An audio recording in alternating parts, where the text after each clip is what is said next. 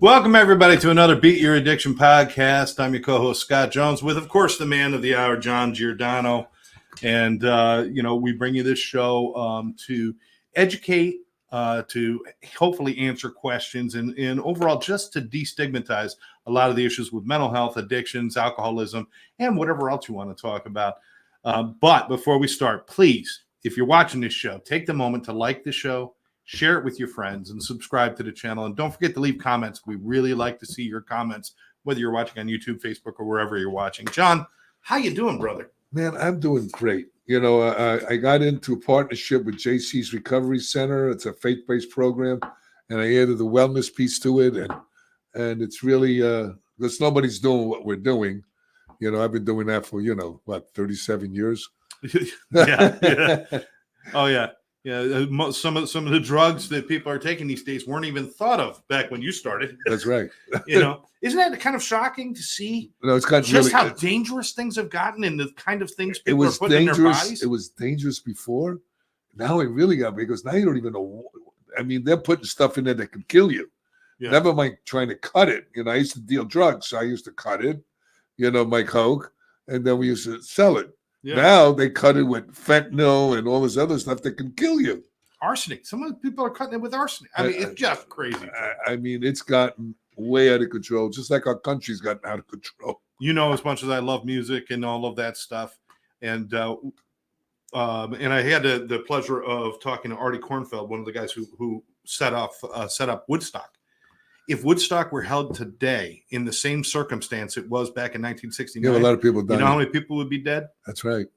It's just crazy. So for those who are watching, what we really, the focus of the show is how to beat your addictions and live a quality life. And we do other things also. We talk about a lot of things. And it's because there's things that we're not putting into treatment centers because of the insurance companies don't want to pay for anything that works. Yeah. And we keep using a 70-year-old model that doesn't work. Yeah. But we got a great guest. And we're going to take it from a different angle today. And we see if we can segue into something different. We don't know. Absolutely. We have Nick Morton with us, who's a writer, producer. He's got his own podcast called The Drunkalogues. He's going to talk to you about that. And usually we'd be catching him out on the West Coast, but he's actually up in Canada right now talking to us. Nick, how are you, brother? I'm good. Yeah, I'm up here in Vancouver. My wife is a costume designer, and she's working on the new season of Yellow Jackets. So I'm up here cooking for her and taking care of our kids. But it's amazing here. I'm very happy to be here. Beautiful country up there. But like I said, go back in January and tell me how beautiful it is. Yeah. When you're using and you're drinking, you don't recognize where you are anyway. Yeah, I definitely feel that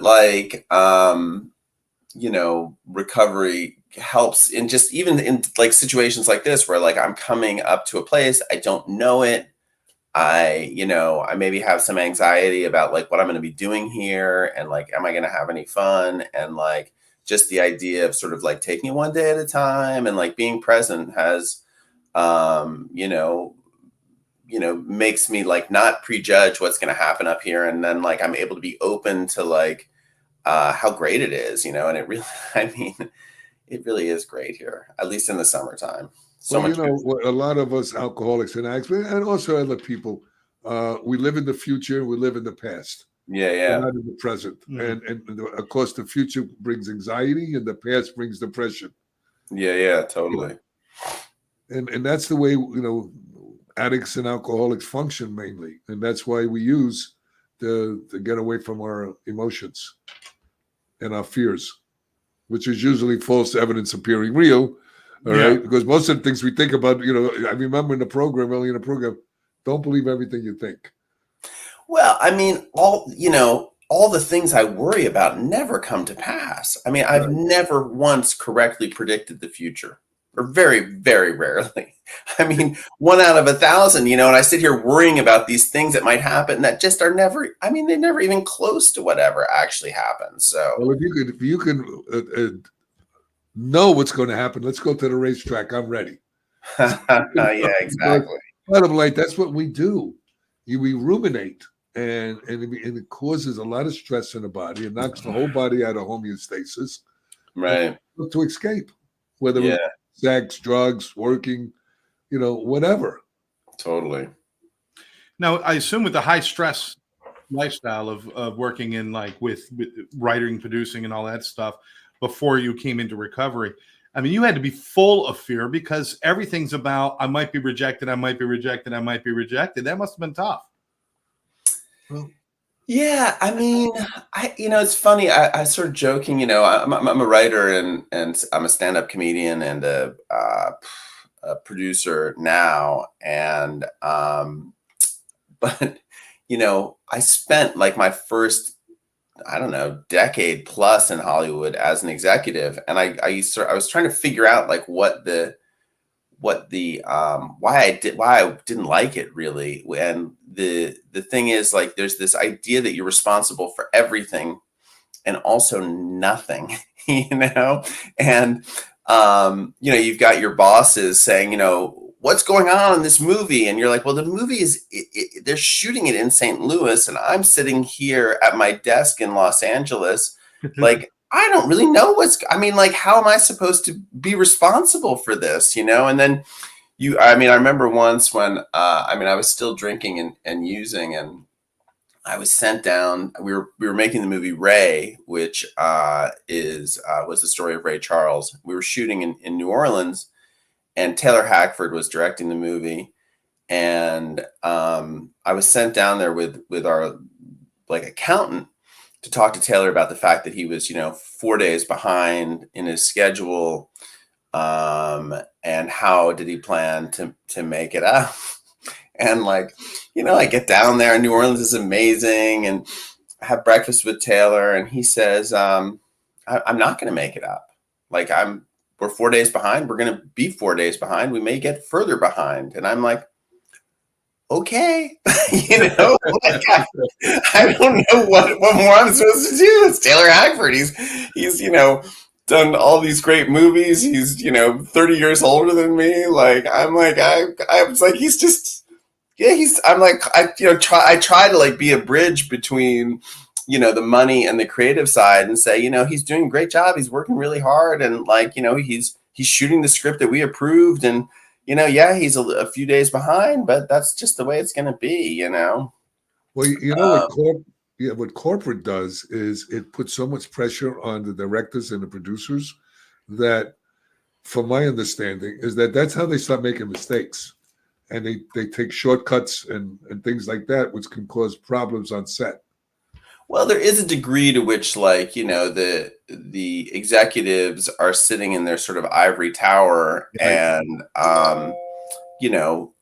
very interested in the bottom line, and you set these parameters by which you're going to make the movie, and it takes a lot of experience to feel comfortable with the fact that maybe you're going to spend more money in production than you intended, but that's ultimately going to result in a better picture. And, that's, sort of the calculus you have to make. I mean, if you don't actually believe in the people making the film, then you probably shouldn't be making the film. Right. Certainly there are people in the business for different reasons, to just, just collect their fees and move on. There are plenty of deal pictures that get made that really aren't, they're really just about people collecting their fees. But I mean, I didn't come up that way. I sort of, I started in the independent film division at William Morris, where we were representing, the likes of, Robert Altman and Quentin Tarantino, and really trying to make these, real filmmakers trying to make real films. And then I went to work for Mike Medavoy, who had, he had represented Steven Spielberg and Barbra Streisand and Woody Allen and all these great filmmakers. So the company that that I was a part of, Phoenix Pictures, we were really very director driven and letting the filmmakers make their movies. So, we made a movie we made The Thin Red Line with Terrence Malick, and we made, The People versus Larry Flint with Milos. Sorry, my phone just died. Woody Harrelson was in that as well, right? Flint. He played Larry Flint, Milos Forman, and Courtney Love was in it, and Ed Norton, and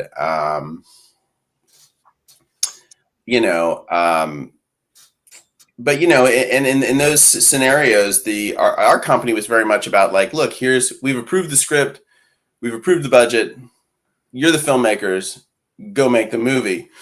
And I mean, if the whole team is buys into that, everyone supports the filmmaker, then like it's a pretty straightforward business. It's not that complicated. But I think where it gets problematic is sort of when the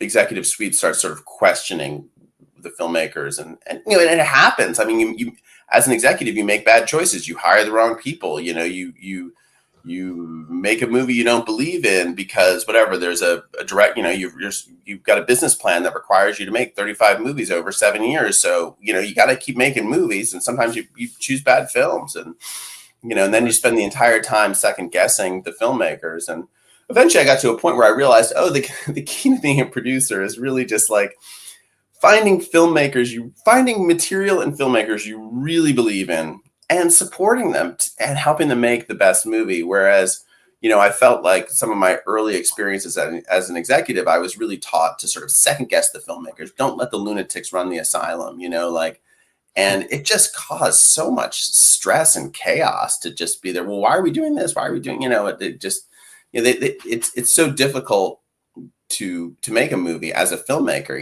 You're sitting there, you're anticipating, you're planning your day. Basically each day you have a plan for how you're going to shoot the day's work and how you're going to make it through everything that you want to get done. And inevitably you're trying to do more than you actually have time to do.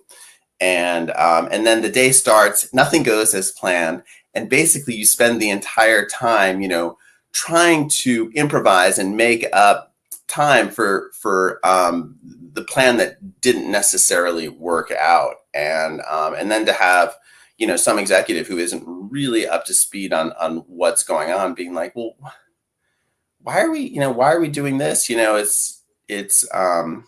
can be counterproductive. It can be helpful too. I mean, there are plenty of wildly talented and supportive executives in Hollywood who really know what they're doing. So, well, that's where all the stress comes from, and that's where all the addiction comes in Hollywood.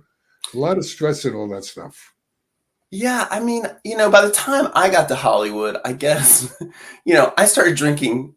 I started really drinking. I was in boarding school, and like I went to boarding school in New Hampshire. And whatever, I was studying English, and I sort of thought of myself as like a beat poet, like Jack Kerouac or something. And I didn't write any poetry, but I drank like a beat poet. And by the time I was, a senior in high school, I was drinking like a liter of vodka a day, and I'd drunk a hole in my stomach. And, it got me in a lot of trouble. I guess I got thrown out of school. I went to the hospital. I had to, I met eventually with the sort of foremost addiction on teenage alcohol, foremost expert on teenage alcoholism in sort of the New York area. And she was like, well, you're an alcoholic, but I don't see why that should stop you from going to school. And so she wrote this letter to my boarding school, and I eventually went back to boarding school and finished my education there. But I had a pretty significant, they have this expression in recovery, which is AA. I mean, alcohol is fun, then it's fun with trouble, and then it's just trouble. And so I'd had this at 18, I'd had this like very serious brush with trouble. And, it basically sort of haunted the next 22 years of my using, where like, I was always somewhere in the back of my head aware that like this leads to trouble. Like I know this leads to trouble. And, and that to some degree kept me from, really going off the rails. There was always like every wedding I went to, there was, the first thought as I would pour myself a giant, gin and tonic was like, pace yourself, where this ends. The funny thing is as an executive, you know, oftentimes there isn't a lot of consequence for you know, your drinking and using, because ultimately you're kind of responsible for nothing. So, you know, I'd show up at meetings just like brutally hungover, and you know, I'd be on set just like unprepared. But like, you know, you know, it's, you know, we'd pick the film, we'd pick the director, and like, you know, it really only became, I mean, you know, it became sort of like a personal crisis for me, in that like I was not that interested in my life, and I didn't feel I was ultimately that good at what I was doing. I was like, I don't really understand. I've been doing this for 15 years. I still don't really understand this job, you know? I'm not excited about it. That's funny. That is hilarious. Only 15 years, I still don't know what Well, I do. You know what I get out of you is that you were stunting your creative part of your psyche, and you know, I think, you know, you had probably a fight inside going on that you probably maybe wasn't even aware of until you started writing and producing and doing. That probably was a gateway into where you are today. Well, there was definitely this feeling that like, you know, I had always had, you know, I thought I was a creative person, and like being an executive or being a producer, there's a lot of creativity involved in it, but so much of it is, you know, keeping the ship Right, you know, upright, you know, keeping it off the reef. And you know, and I really used drinking as an excuse to like not write a lot of times. Oh, I'm too hungover to do anything, or, you know, it was hard to make what it. made you quit? I mean, you know, I'd really gotten to a point where I hated drinking. You know, I really hated it, but it was sort of the only thing I knew. I grew up drinking, like my whole family drank. The culture I grew up in was very a cocktail culture. And, you know, I was at it. I remember being at, like, we had this barbecue at our house for old friends with, you know, toddlers, and they sort of came over, and we had this big bottle of tequila. And like, I had a big glass of vodka and it did nothing to me. And I had another big glass of vodka and it did nothing to me. And I guess I had a third big glass of vodka, and suddenly I was like incoherent, you know? And, I woke up on the floor of my bathroom the next day, and I was like, well, you know, what am I doing? Like, this is making me so unhappy. Like, there's no even joy in it for me anymore. You know, it's like I don't even get a buzz. I just go from being like you know, agitated to incoherent. Like, there's no happy period for me anymore in it. And but what ultimately happened was I was at like a preschool meeting, and I got into a car. I had 2 glasses of wine at the preschool meeting, and then I got into a car accident afterwards. Right, I rear-ended somebody. Very minor. Wait! What kind of preschool serves wine? That's where, you know. I know, right? Hilarious. That's where my kids ended up. I mean, this is Los Angeles. It was, you know, it was a Montessori preschool, and it was run by a woman who was very sort of cosmopolitan, and like, you know, the group of parents were very like creative people mostly. And at any meeting, people would just bring wine, you know. And I think at this meeting, though, I was the only one who brought wine, and I brought his own wine. I poured myself a glass of wine at the start of it, and then sort of halfway through the preschool presentation, I had to walk through the entire, you know, group of parents listening to pour myself another glass of wine. And then I was like, I finished that off, and I was like, ooh, I don't think I can walk through that crowd and pour myself a third glass of wine. That's like too embarrassing to be the only person here who's drinking, and I'm going to drink an entire bottle by myself. But I get into this like little fender bender, and whatever, we exchange insurance information. The cops don't come. It's really on some level not that big a deal. I get home, and my insurance company calls me, and they're like, you know, we canceled. You never paid your bill. We canceled this policy. And so, which, you know, was just evidence of sort of the chaos in my life. You know, I had 2 kids and a full-time job, and I was drinking like a maniac, and just like shit was falling through the cracks. And suddenly I was like liable for like whatever injuries this person may have suffered from, and, you know, the damages to her car and the damages to my car. And it just scared me. Like, I was like, I don't want to put myself and my family in a situation where like the chaos I'm creating is catastrophic, you know? And I remember that night, I just like, I was just freaking out, and I sort of sat by myself drinking until about midnight. And then I went to sleep. And when I woke up the next day, I called my one sober friend, Barry, and I told him what had happened. And that, you know, on some level, it wasn't just that I wanted to end this chaos, but like, I wanted an opportunity to really like meet myself in an honest place and actually push myself to be like the best person I could be, really creatively and from a career standpoint. And I did not believe that I could do that if I was drinking. And I believed that that was the only way to give myself a fair chance was to stop using and drinking. And you know, I remember about 2 weeks into the process, I ran into a friend of mine, and I was explaining this all to him, that, you know, I'd stopped drinking, and you know, it was someone else who had been sort of like toying with sobriety. And he was like, but I mean, what if you give it all up and it doesn't work? You know, like, you don't succeed. Like, what then?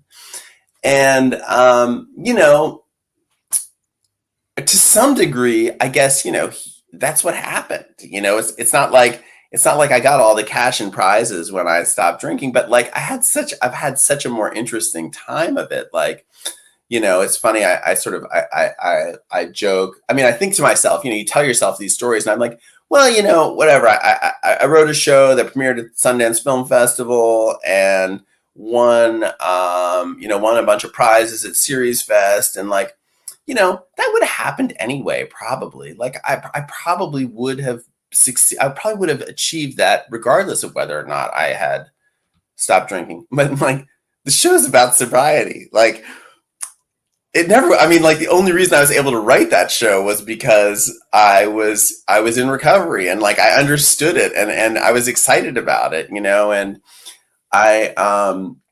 you know, one of the things that I really learned in recovery was this idea that like, I don't control the outcome of things. Like, it's not my responsibility to make sure that like everything works out for me and for everyone around me.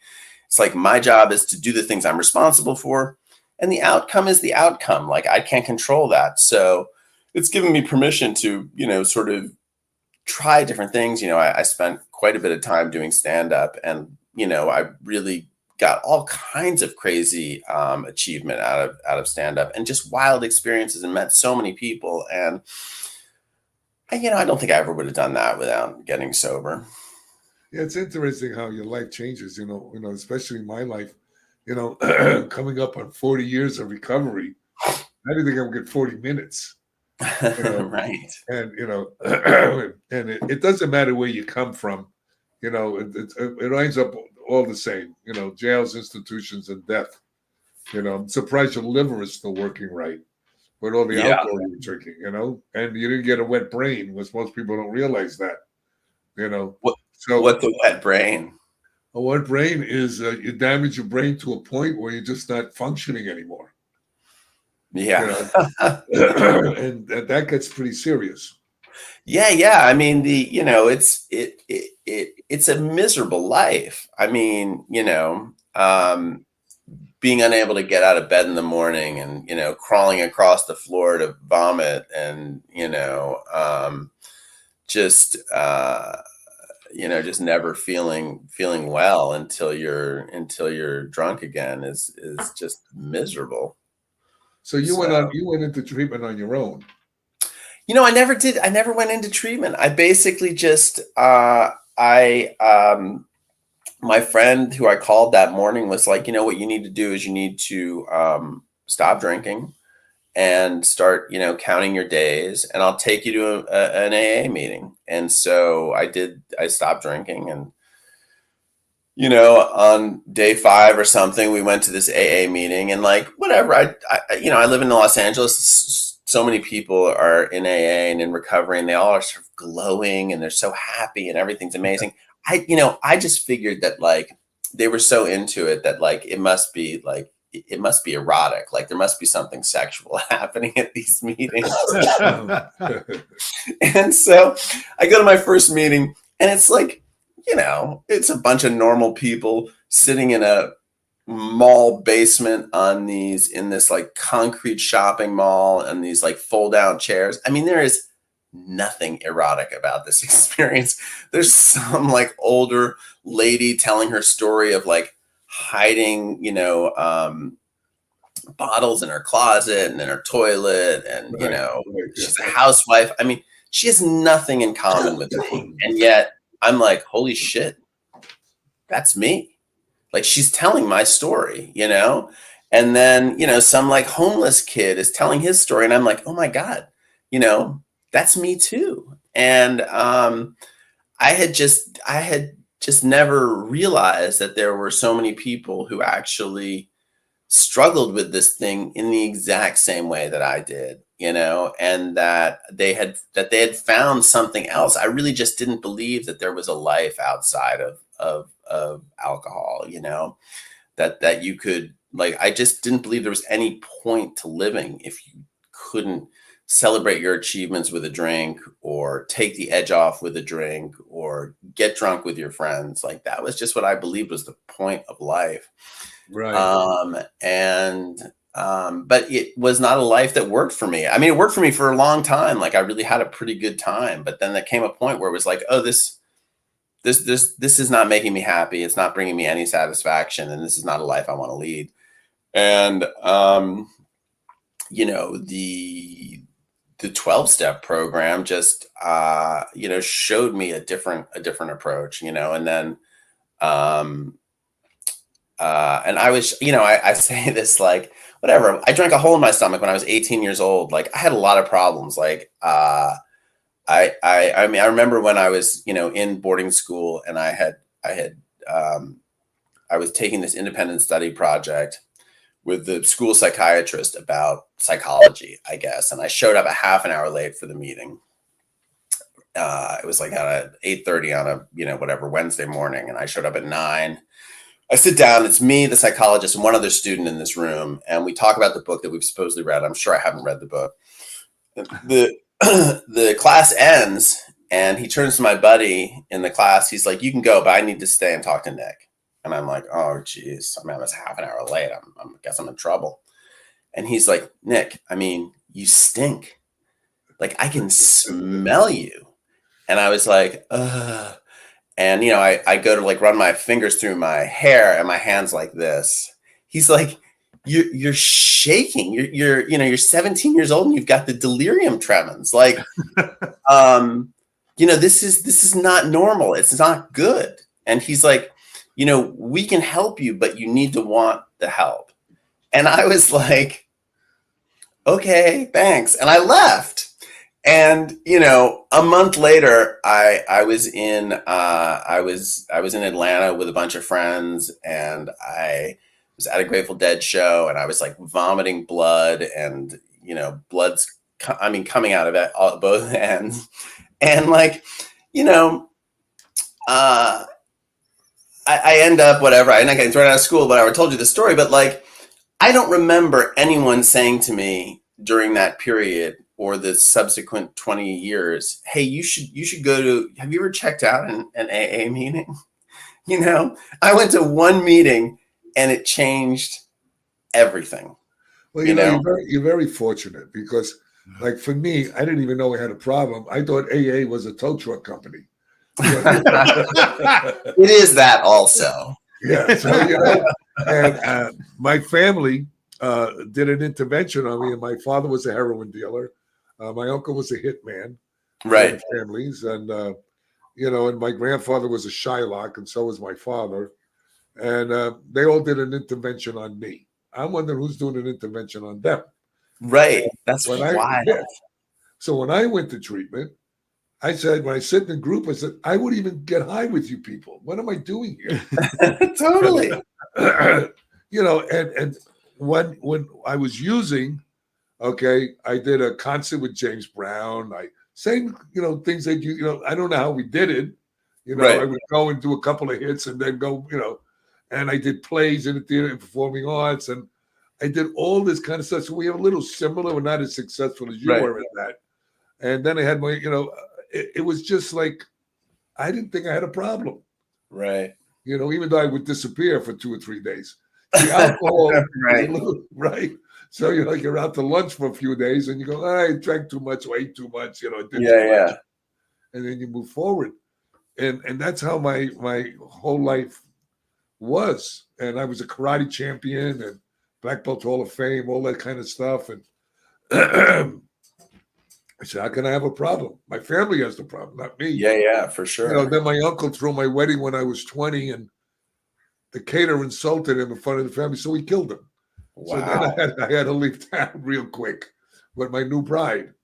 I mean, and on and on and on and on, and doing collection work for the smugglers and doing all kinds of selling drugs. I became just like my family. A different journey than yours, but similar. Right. It's just like recovery changed my whole life. Completely changed my life. And I thought these people, I said, look, I don't want to join a new religion. I'm not interested in you kind of people, but here we are, you and I, 2 different ways, segue right to the middle. And a lot of people don't understand that your functionality when you're drinking or using drugs, you're really not on point. You think you're on point because you have these successes and stuff, but can you imagine where you would have been if you didn't use? I mean, it's completely different. But then again, people say I do my best work when I was high. So,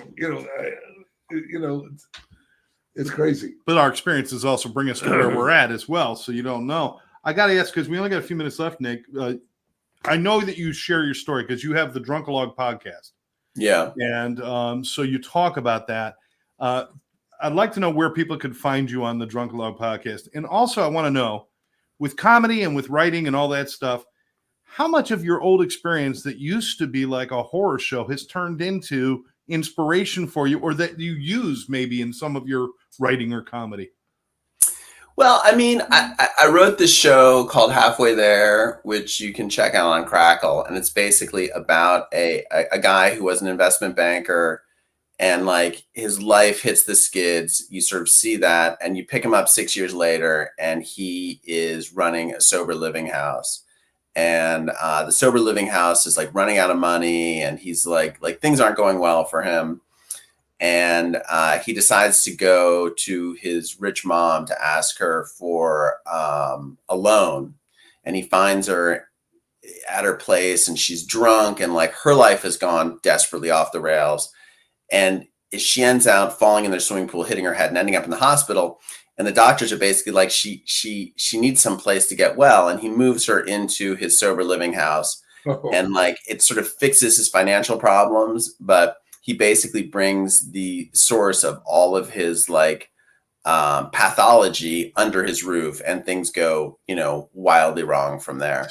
And like, so, I mean, what happened with me is like I started doing stand-up comedy, and when I had a great teacher, this guy Jerry Katzman, and the first thing we did, we answered this like huge questionnaire about our lives, and then he sort of went through the questionnaire and said, here are some things that might be interesting for you to write jokes about. And one of them was getting sober, basically. And so I started telling all these jokes about alcoholism and drinking and stuff on stage. And I was surprised that it actually like made people laugh.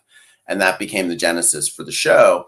And so I do use that. I mean, I've obviously used my own experience whenever I'm writing about drinking and using. Like, I have a comedy right now I'm working on, and I'm like, well, what was the craziest thing I did? And then I think about that time, like, whatever, that I snuck out of boarding school and flew to Los Angeles for the weekend, and so it definitely comes in handy in that respect, though. I also like to write about what's happening in my life now, and that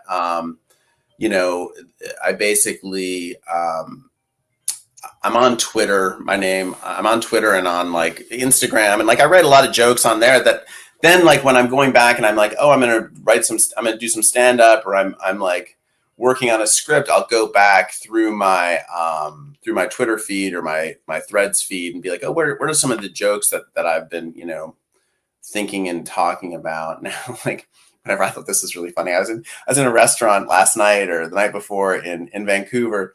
And, you know, the restaurant's got some playlist playing. And whenever I'm talking to my friends and they're telling stories and stuff, and I hear in the background Kenny Rogers' song, The Gambler, playing. And like, I realized in this moment that like this song was so influential on like who I am and how I see the world. Like I have this just like aha moment. Like how could it be that Kenny Rogers, The Gambler, is basically like the formation of like my entire world point of view? You know, it's just right. Yeah, I know that happened to me too. Wow. Yeah. You know, so whatever. I mean, I think the past is always a great source of material for sure. And again, where can people find your podcast? It's called the Drunkalogues. It's available basically everywhere. I mean, Apple Podcasts, Spotify, you know, wherever you listen to your podcast, you will find it. Beautiful. Well, you know, it's been a pleasure speaking with you and to get people to get an insight. It doesn't matter where you came from. I came from the streets. You came from a different place. But we're all wind up in the same place. If you're in recovery, your life changes and you really help God's kids. For sure. And that's just the bottom line for me. And you guys are very similar. I mean, he went to boarding school and used to hit people in the head with boards. There you go. So it was very similar. It was very similar. I mean, it is pretty amazing in recovery. You meet so many people, like, especially for me, like I never, you know, there's so many people I never would have met had it not been through, you know, it's like you're sitting in that room and you're like, I wouldn't even get high with you fuckers. And yet you discover that those people all have these incredible things to offer that like you would have totally discounted had you not, you know, been so humble. Well, everything's about relationships. Between my karate for doing over 60 years and became a leading expert in addiction and mental health and all this other stuff, I've got so many different people. And all my friends go, how do you know this? But how do you know that? But I says, when you're around, I'm almost 78. Yeah. When you're around this long, you get to meet a lot of people if you're in the mix, you know. And all I can tell you is for those that are listening, if you ever get to stop using and go into recovery and stop having expectations about where your life's going to be, just be where your feet are, okay? Things will change. And I remember in treatment, I said to them, it's a year and I'm still don't feel as good as I thought I would feel. They said, did you use today? I said, no, you already are doing good. Yeah, that's great. So, and I kept going with that, you know, and they said go to 90 meetings in 90 days. I kept going to meetings. I hated them. I'll be honest with you, I didn't like them in the beginning. I didn't have a higher power. One of the old timers came up to me and says, hey, John, because I used to say, God, I don't want to hear about God. I used to say in the meetings. And the guy said to me, how about G-O-D? I said, look, man, I know how to spell, right? He says, no, good, orderly direction. That was my God for the first couple of years. Right. Yeah, you that's know? good. And then it changed into, you know, what it is today. What is it today? Spirituality. Right. God, whatever God is, energy, you know, Christ, all of these different people that came through the world as time went on. So I look at learn to be kind instead of right. Help people less fortunate than you. Sure. Don't hurt yourself or anybody else. You know, little things like that. And that changed my life. And, you know, I wind up doing a lot of cool stuff. And I can't believe it. You know, being a kid from the South Bronx in the city and only going to the 9th grade, you know, and all of a sudden I got an honorary doctorate degree, got all these things, write books and do all this other kind of stuff, you know, became a leading expert in psychedelic medicine. I mean, I do all kinds of different things. And I wind up being in 80 medical journals. I couldn't even spell, you know. Now they got spell check. So all those accolades that came with recovery, Before it would That's just very go where cool. the money was, Yeah. doing that routine. But today, it's a whole different world, man. And I just, that's why I wrote that book, The Kid from the South Bronx Who Never Gave Up. I want to motivate people, how we turned $300 into 45 million. Who the hell would ever thought that would happen? I didn't. I would punch you in the face if you told me that early in recovery, thinking you're making fun of me. But that's what happened in my life. So I wrote the book to show them, not to say how great I am, but to show them that it doesn't matter what family you have. Doesn't matter how low you go in the totem. What matters if you're an addict or an alcoholic or what education you have, you still can be successful. But not only monetarily, but spiritually. Right. Nick, before we wrap up, and I appreciate you giving us your time, and congratulations on all your success and all the great things that you're doing. You made a comment earlier that I think a lot of people sit with, which is, if I quit drinking, where am I going to find my fun? How am I going to be able to do anything? I'm not, and you kind of alluded to that a little bit. What do you want to say to those people? I mean, because I don't think your life is what you thought it would be when you started to quit drinking. You probably thought you were in trouble, and it seems to me like you're living a good life now. What do you want to tell those people? Well, I mean, I guess there was one time when I was in Atlanta and I was like drunk and high on mushrooms, and I had this revelation that I was okay right now, and then a second later I was okay right now, and a second later I was okay right now, and I got this vision that like now was infinite if I lived in the present. And I don't know, that may sound rather abstract for someone who's just trying not to drink today, but like the reality is, like, I get that level of revelation every day in my sober life, walking down the street and like I just smell the the blooms in the trees here in Vancouver, or Right. the sunset, and it's like full satori. It's just like, honest to God, like each day I get some moment of just like pure unadulterated joy with no consequences. And so I mean, there is just this like this opportunity to have like genuine spiritual ecstasy on a daily basis, which I mean is pretty compelling. But also, like, I love going to parties. Like, I thought I would stop going to parties. I go to so many parties. I have such a better time, like, talking to people. Like, I actually know the people that are in my life. They're not just like dumb drunks that I hang out with all the time. And you become self-aware. That's what's going on. Yeah, and more present in your daily life. And then, I've really like, there is a degree to which you have time to fill, like, and there, you're no longer drinking, using, you're no longer recovering from the night before. And like, I've used that as an opportunity to try new things in my life that have been really fascinating. Like whether it's taking my kids on a backpacking trip, or, trying stand-up comedy, or like I play tennis all the time. Like I've become almost as dangerously addicted to tennis as I ever was to anything else. Well, we have an addictive personality disorder. So, everyone's like, it's such a healthy addiction. I'm like, yeah, you haven't seen me like try to get out of bed in the morning after playing singles for 3 hours the day before. Like, I may be doing just as much damage to my body now as I ever did from, drugs and alcohol. Dirty Harry said, man's got to know his limitations. Nick, we appreciate you taking the time out. You're a joy to talk to, and like I said, congratulations on all your success, and being there with your family and up in Vancouver. But being present is more important than anything else. That's just before we were with people, but we weren't with ourselves, so we really weren't. Yeah. So, well, thanks for having me. It's really great to talk to you guys, and John, I look forward to having you on the podcast next week. Oh yeah, it'd be wonderful. Thank you. And some of the things I want to talk about is how to improve recovery rates and things that we're not doing. That is science, not just anecdotal stuff.